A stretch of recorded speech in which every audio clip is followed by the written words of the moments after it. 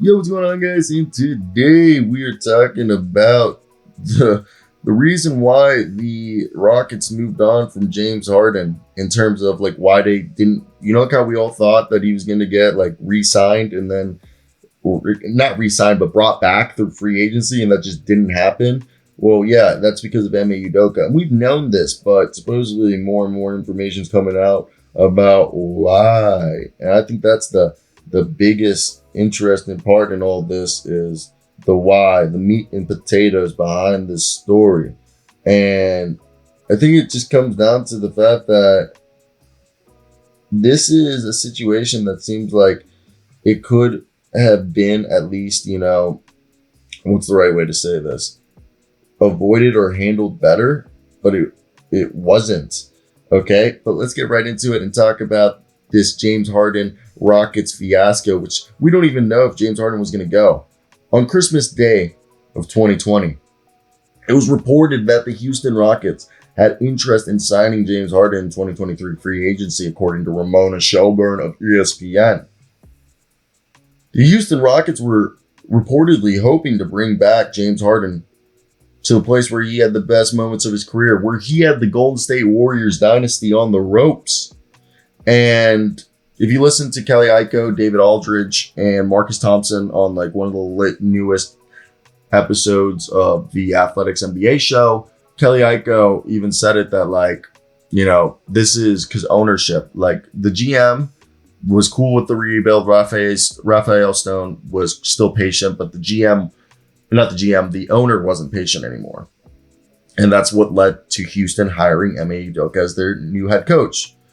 And when that happened, the James Harden returning to Houston plans changed completely, as Udoka wanted to reset the Rockets' culture and didn't want them to go backwards into their past. Ime Udoka also wanted to target defensive-minded players like Dillon Brooks, all right, and Fred VanVleet's a defensive dog. So Jack Landell, I think we need to give him more credit.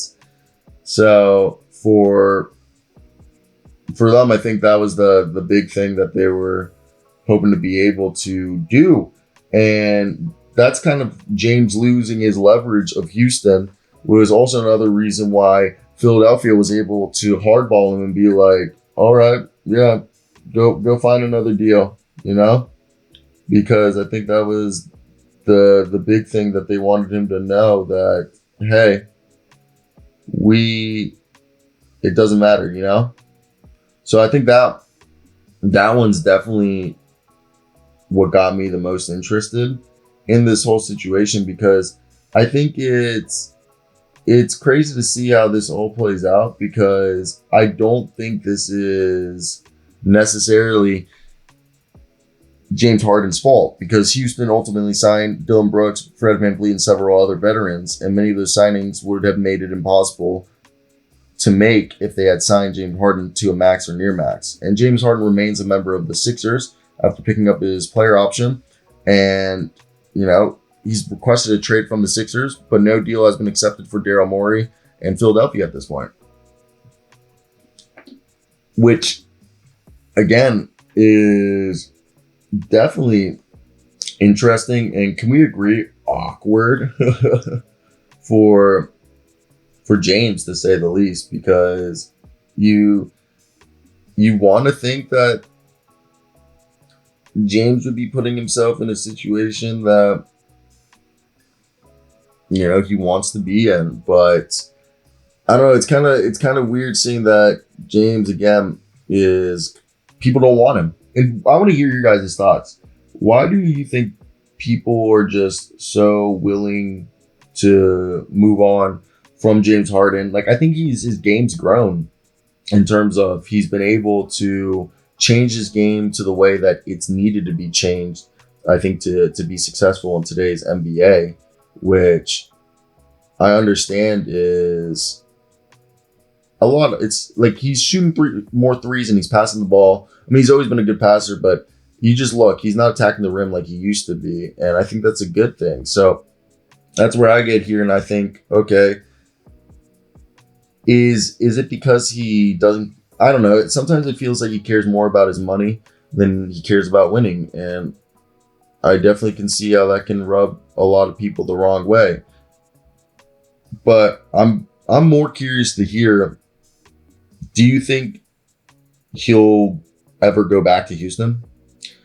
Or do you think it's more likely he goes to China than go to Houston? Because I think him going to Los Angeles would be the best thing for him.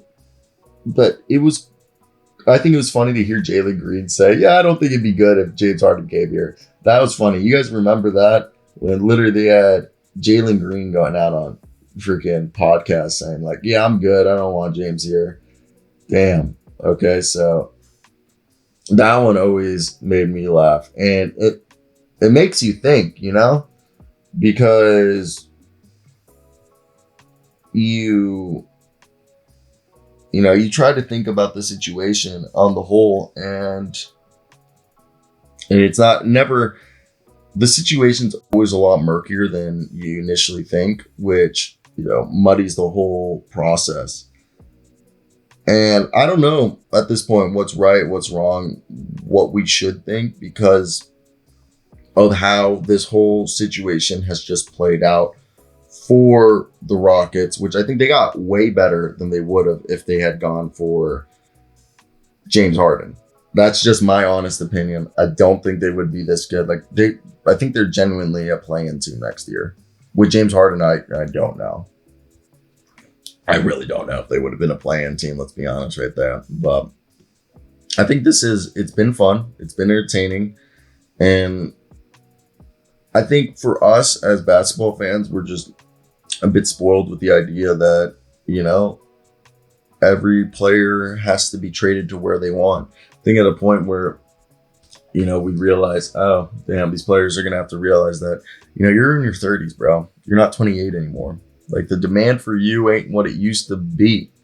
All right. And this is your third time doing this in 3 years. You're done. People don't want to do this. People aren't going to want to deal with you anymore if you keep pulling these types of shenanigans. That's just my personal thought. I want to hear your thoughts down below in the comment section, guys. But that's it. Peace out.